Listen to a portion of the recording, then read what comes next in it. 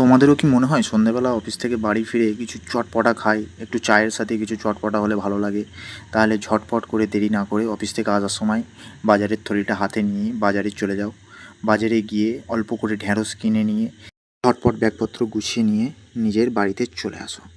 বাড়িতে আসার পর ঢ্যাঁড়সটা প্যাকেট থেকে বার করে সেটাকে একটা পাত্রর মধ্যে রেখে সেটাকে ভালো করে চান করিয়ে নাও। এপিঠ ওপিঠ ধুয়ে ধায়ে ভালো করে পরিষ্কার করে ঠিক নিজে যেমন করো সেরকমভাবে চান করিয়ে নিয়ে জলটা ঝরিয়ে নিয়ে রেখে দাও।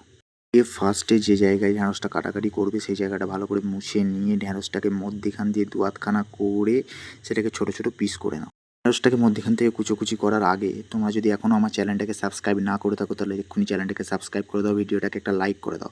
তো ঢ্যাঁড়সটা কাটা হয়ে গেলে ঢ্যাঁড়সটা একটা পাত্রের মধ্যে নিয়ে হালকা করে তুমি ধুতেও পারো নাও পারো।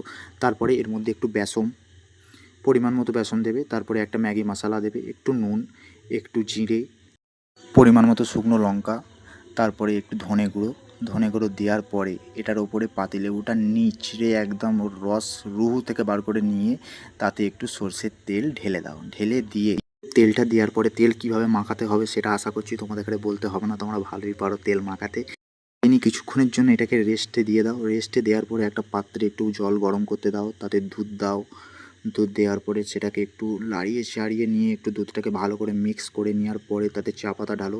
চা পাতার পরে পরিমাণ মতো চিনি দাও। আমাদের চিনিটা একটু কম খাই তাই চিনি দেওয়াটা দেখালাম না। দিয়ে হালকা করে সেটাকে ফুটিয়ে নিয়ে একটা ফুটন্ত মানে চলে এলেই ভাব চলে এলেই তাকে একটু চামচ দিয়ে হালকা করে নাড়িয়ে নিয়ে আমাদের চা রেডি। এবার এটাকে একটু গরম হওয়ার জন্য ভাপার জন্য রেখে দেবো। ততক্ষণে একটা পাত্র নিয়ে নিয়েছি, তাতে অল্প করে তেল গরম করে নিয়ে ঢ্যাঁড়সগুলোকে হালকা হালকা হালকা হালকা করে এক পিস করে ছাড়িয়ে দিয়ে তেলটার উপরে দিয়ে সেটাকে ভাজতে শুরু করো। গ্যাসের ফ্লেমটা মিডিয়াম রাখবে, খুব বেশি হবে না খুব লো হবে না, মিডিয়াম রাখবে, কারণ মিডিয়াম না রাখলে ঢ্যাঁড়সগুলো আর বেসনটা ঠিকঠাকভাবে ফ্রাই হবে না। তো ঠিকঠাকভাবে ফ্রাই হয়ে গেলে সেটাকে একটা পাত্রের মধ্যে তুলে নাও। তুলে নিয়ে সেটাকে চায়ের সাথে খাও, মুড়ির সাথে খাও, তোমাদের চয়েস। আমি চায়ের সাথেই খেলাম। তো স্যাটা ভাঙা টেস্ট হয়েছে, চাটাও খুব সুন্দর হয়েছে। তো ভিডিওটা ভালো থাকলে একটা লাইক অবশ্যই করে দিও।